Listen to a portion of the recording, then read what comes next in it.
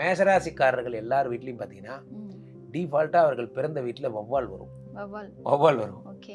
அது எப்படி வருதுன்னு தெரியாது. அட் த சேம் டைம் அவங்க வீட்டில் மழை தண்ணி தேங்கி நிற்கும். இப்போ டி நகர் மாதிரி மாம்பழம் மாதிரி ஏரியாவில் சார் எங்கள் வீட்டு ஃபுல்லாக மழை தான் சார், தண்ணி நிற்கும். கரெக்டு சார், மழை தண்ணி தேங்கி நிற்கும். அந்த மாதிரி நடக்கும். அப்பா வழி சொத்துல பிரச்சனைகள் இருக்கும். மேஷராசிக்காரங்க எல்லார் வீட்லையும் அவங்க அப்பா ஏதாவது ஒரு சொத்து அதில் பிரச்சனை இருக்கும். அதே மாதிரி தலையில் அடிபடும். மேஷராசிக்காரங்க எல்லாருக்கும் தலையில் அடிபடும். அதே மாதிரி மேஷராசிக்காரங்க வீட்டில் கோமதி, லக்ஷ்மி, முருகன் இந்த பேருடையவங்க கண்டிப்பாக இருப்பாங்க.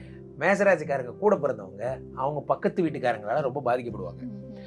அவங்களோட பக்கத்து வீட்டுக்காரங்க மேஷராசிக்காரங்க கூட பிறந்த அக்கா தங்க அவங்கள ஏதாவது ஒரு டென்ஷன் பண்ணிட்டே இருப்பாங்க. இவர் போய் தான் பஞ்சாயத்து பண்ணி வைப்பாரு.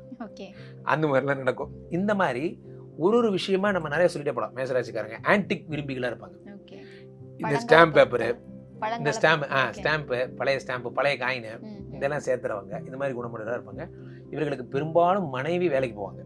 இது ஆனால் இதெல்லாம் எப்படி இந்த மேஷராசிக்காரனுக்கு மட்டும் நடக்குது? we don't know.